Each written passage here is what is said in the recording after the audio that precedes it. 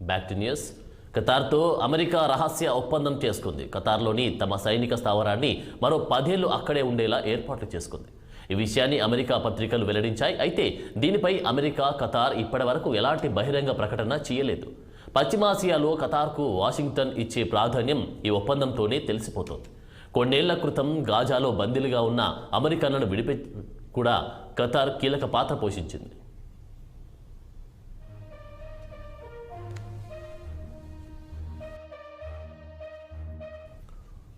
అమెరికాకు చెందిన all ఉదీద్ air base వాయువ్య దోహదిలోని ఎడారి ప్రాంతంలో ఉంది. పశ్చిమాసియాలో అమెరికాకు ఇదే అతిపెద్ద సైనిక స్థావరం. దీనిలో 10,000 మంది సైనికులను మోహరించింది. వాషింగ్టన్ గగనతల ఆపరేషన్లకు ఇది కీలకం. ఇరాన్, ఆఫ్ఘనిస్తాన్, పశ్చిమాసియాపై ఇక్కడి నుంచే కన్నేసి ఉంచుతుంది. ఎర్ర సముద్రంలో ఇరాన్, ఔహతిల ముప్పు పెరగడంతో అమెరికా మరికొన్నాళ్లు ఈ ప్రాంతంలో బలమైన స్థావరం ఉండాలని కోరుకుంటుంది.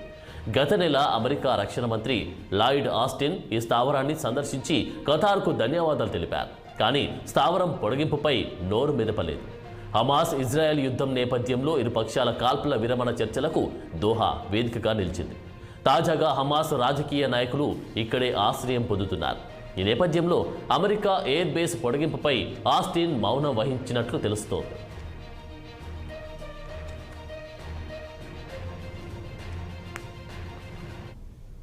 మరోవైపు మధ్యధరా సముద్రంలో అమెరికా మోహరించిన అతిపెద్ద విమాన వాహనౌక గిరాల్ ఆర్పోర్ట్ తిరుగు ప్రయాణమైంది. అక్టోబర్ 7వ తేదీన ఇజ్రాయెల్పై హమాస్ దాడి జరిగిన తర్వాత అమెరికా ఈ నౌకను మధ్యధరా సముద్రం తూర్పు ప్రాంతానికి తరలించింది. తమ గ్లోబల్ ఫోర్స్ అవసరాలను తిరిగి విశ్లేషించుకునేందుకు ఈ నిర్ణయం తీసుకున్నట్లు అమెరికా 6th ఫ్లీట్ వెల్లడించింది. ఈ యుద్ధ నౌక బరువు 1,00,000 టన్నులుంటుంది.